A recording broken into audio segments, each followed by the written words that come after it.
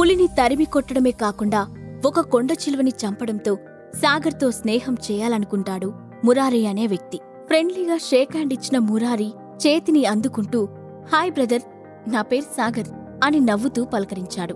అది చూసి అక్కడున్న వాళ్ళంతా ఆశ్చర్యపోయారు. దానికి కారణం మురారి ఒక పెద్ద ఫ్యామిలీకి చెందినవాడు. మురారి వాళ్ళ తాతయ్య రఘునందన్ రెడ్డి 50 సంవత్సరాలుగా హైదరాబాద్లో బిజినెస్ చేస్తూ మంచి పేరు సంపాదించుకున్నాడు. రఘునందన్ రెడ్డి ఫ్యామిలీకి హైదరాబాద్లో సినిమా థియేటర్లు, మల్టీప్లెక్స్లు, ఇండస్ట్రీలు, షాపింగ్ కాంప్లెక్స్లు లెక్కలేనన్నున్నాయి. ప్రస్తుతం రఘునందన్ రెడ్డి వయసైపోవడం వల్ల వ్యాపార బాధ్యతలన్నీ అతని మనవడు మురారి చూసుకుంటున్నాడు. కాబట్టి చిన్నా చితక వ్యాపారులందరూ అతన్ని బిజినెస్ రంగంలో ఒక గాడ్ ఫాదర్ లాగా చూస్తూ ఉంటారు. నిజానికి అంత పెద్ద వ్యాపారవేత్త అక్కడికి వచ్చేసరికి రాజీవ్ తండ్రి 5 స్టార్ చెఫ్లను పెట్టి లంచ్ ప్రిపేర్ చేయిస్తున్నాడు. అలాంటి మురారి సాగర్తో ఫ్రెండ్షిప్ చేయడం అక్కడి వాళ్ళందరికీ అసూయను కలిగించింది. సాగర్ పులి, కొండ చిలువల బారి నుండి తప్పించుకోవడంతో ఆ తర్వాత మళ్లీ ఎవరూ కొండపైకి వెళ్లే ధైర్యం చేయలేకపోయారు. దాంతో ఫిషింగ్ కాంపిటీషన్ అర్ధాంతరంగా ఆగిపోయింది. మురారి సాగర్ని పక్కకు తీసుకెళ్లి అతని గాయాలకు ఫస్ట్ ఎయిడ్ ట్రీట్మెంట్ చేశాడు. ఆ ఇద్దరూ కలిసి తక్కువ సమయమే అయినా కాని మంచి ఫ్రెండ్స్ అయిపోయారు. చాలాసేపు ఇద్దరూ హ్యాపీగా కబుర్లు చెప్పుకున్నారు. మిస్టర్ సాగర్, ఈ ల్యాండ్ పైన నీ ఒపీనియన్ ఏంటి అని సరదాగా అడిగాడు మురారి. ఏంటి బ్రదర్, ల్యాండ్ పైన నీ కన్ను పడింది, నీకు రియల్ ఎస్టేట్లో చాలా ఇంట్రెస్ట్ ఉన్నట్లుంది అని అడిగాడు సాగర్. అదేం లేదు బ్రదర్, ఈ ల్యాండ్ చూడ్డానికి చాలా బాగుంది. ఇక్కడ ప్రకృతి వాతావరణం కూడా చాలా ఆహ్లాదంగా ఉంది. ఈ చుట్టూ చూస్తుంటే ఒక ప్లెజెంట్ ఫీలింగ్ కలుగుతుంది. ఎందుకో ఇక్కడ విల్లా కన్స్ట్రక్ట్ అవుతుంది అంటే మనసుకు నచ్చటం లేదు అని అన్నాడు మురారి. కరెక్ట్, ఈ ఏరియా మొత్తం ఒక జూలాజికల్ పార్క్ కిందకి కన్వర్ట్ చేస్తే బాగుంటుందని నాకు కూడా అనిపిస్తుంది. అడవి మొత్తం చదును చేసి విల్లాల కింద కన్స్ట్రక్ట్ చేయడం అంత మంచి పద్ధతి కాదు అని అన్నాడు సాగర్. అదే సమయంలో మురారి భార్య హరిత అక్కడికి వచ్చి, మురారి, మనమలా వెళ్ళి తిరిగొద్దామా, నాకు బోరింగ్గా ఉంది అని అడిగింది. ఓకే డియర్ అని చెప్పిన మురారి సాగర్ వైపు తిరిగి, బ్రదర్, నేనిప్పుడే నా వైఫ్తో వెళ్లి వస్తాను, తిరిగి వచ్చిన తర్వాత మనం మాట్లాడుకుందాం అని చెప్పి హరితను తీసుకుని అక్కడి నుంచి వెళ్లాడు మురారి. వెనక్కి తిరిగిన మురారి భార్య హరిత వీపుపైన ఒక ఆకుపచ్చ రంగు డ్రాగన్ టాటూ ఉంది. అది సాగర్ సరిగ్గా గమనించేలోపే అక్కడికి అడ్డుగా వచ్చి నిలబడ్డారు జ్యోతి, శ్రావ్య. సాగర్, నువ్వసలు ఆ పులితో ఎలా ఫైట్ చేశావ్ అని కుతూహలంగా అడిగింది శ్రావ్య. ఇందులో నా గొప్పతనమేమీ లేదు, ఏదో అదృష్టం కొద్దీ అలా కలిసొచ్చింది.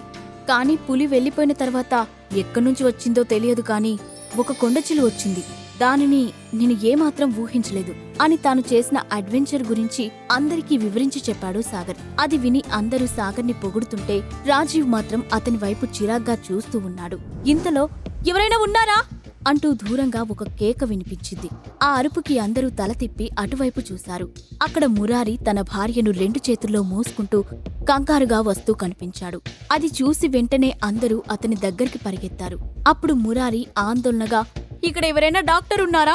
ఉంటే వెంటనే నా భార్యను కాపాడండి అని అడిగాడు మురారి. అతని చేతుల్లో ఉన్న హరిత ముఖం వంగపండు రంగులోకి మారిపోయింది. ఆమె నోటి నుంచి నురగలు కారుతూ ఉండగా శరీరం మొత్తం వణికిపోతుంది.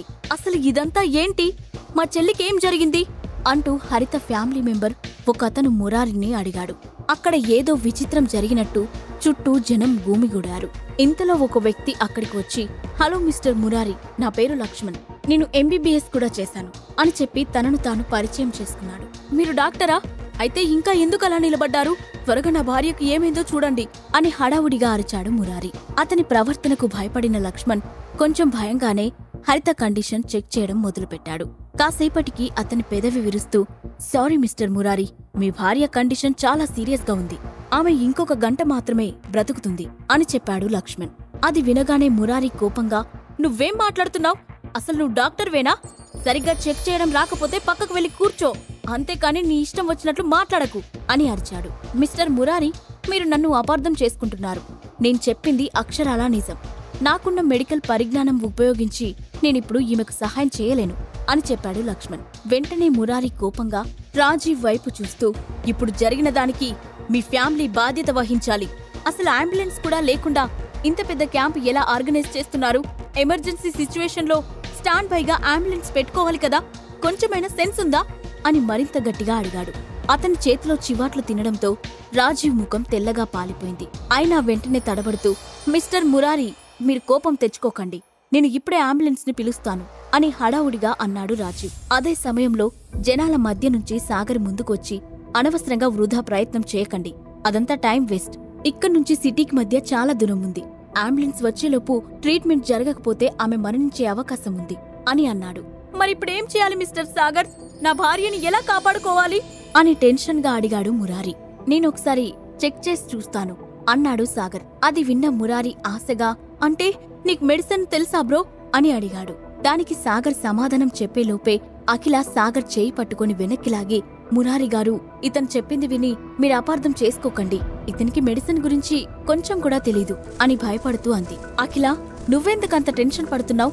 ఏమీ జరగదు, నువ్వు రిలాక్స్ అవ్వు, నేను చూసుకుంటాను ఆమెను అడ్డుకుంటూ అన్నాడు సాగర్. స్టాప్ ఇట్ సాగర్, అసలామెకేం జరిగిందో కూడా నీకు తెలీదు, ఎందుకు అనవసరంగా ఆయనకి ఆశలు కల్పిస్తున్నావు? ఏదైనా తేడా జరిగితే అని అఖిల ఇంకా ఏదో చెప్పబోతుంటే సాగర్ ఆమె మాటలకి అడ్డుపడి, don't worry my dear wife, ఏం చేయాలో నాకు బాగా తెలుసు అని చెప్పి మురారి దగ్గరకు వెళ్లి హరితను పరీక్షగా చూశాడు. ఆ తర్వాత మురారి వైపు తిరిగి, ఈమె ఇంతకుముందు ఏదైనా తిన్నదా అని అడిగాడు సాగర్. మురారి భార్య శరీరంలో రంగులు మారిపోవడం సాగర్ గమనించాడు. అతని ప్రశ్న విన్న మురారి ఒక క్షణం ఆలోచించి, అవును, మేం సరదాగా అడవిలో తిరుగుతున్నప్పుడు నా భార్య ఒక చెట్టు కాయలు చూపించి కావాలని అడిగింది, అప్పుడు నేనే వాటిని కోసుకొచ్చిచ్చాను అని చెప్పాడు. ఆ మాటలు వినగానే సాగర్ ఒక క్షణం ఏదో ఆలోచించి ఆ తర్వాత చిన్నగా నవ్వి, మురారి, నువ్వు చెప్పిన ఆ ఫ్రూట్స్ నేను కూడా చూశాను, కానీ అవి తినే పళ్ళు కావు, దాన్ని అరుదైన మెడిసిన్స్ కి తయారు చేయడానికి వాడతారు, అవి డైరెక్ట్ గా తింటే మానవ శరీరంలో చేరి విషంగా మారుతాయి అని చెప్పాడు. దీని గురించి Sagar in and out book లో పూర్తిగా చదివాడు. అయితే ఇప్పుడేం చేయాలి బ్రదర్ అని కంగారుగా అడిగాడు మురారి. నువ్వు కంగారు పడకు బ్రదర్, నీ భార్యని ఎలా కాపాడాలో నాకు బాగా తెలుసు, కానీ చాలా మంది నా పద్ధతిని అపార్థం చేసుకుంటారు, నువ్వు నన్ను నమ్ముతావా అని సీరియస్ గా చూస్తూ అడిగాడు సాగర్. అతను ఇంకా సమాధానం చెప్పేలోపే పక్కనున్న అందరూ కోపంగా సాగర్ వైపు చూస్తూ నెక్స్ట్ ఎపిసోడ్లో తెలుసుకుందాం. అంతవరకు stay tune to king story only on pocket FM.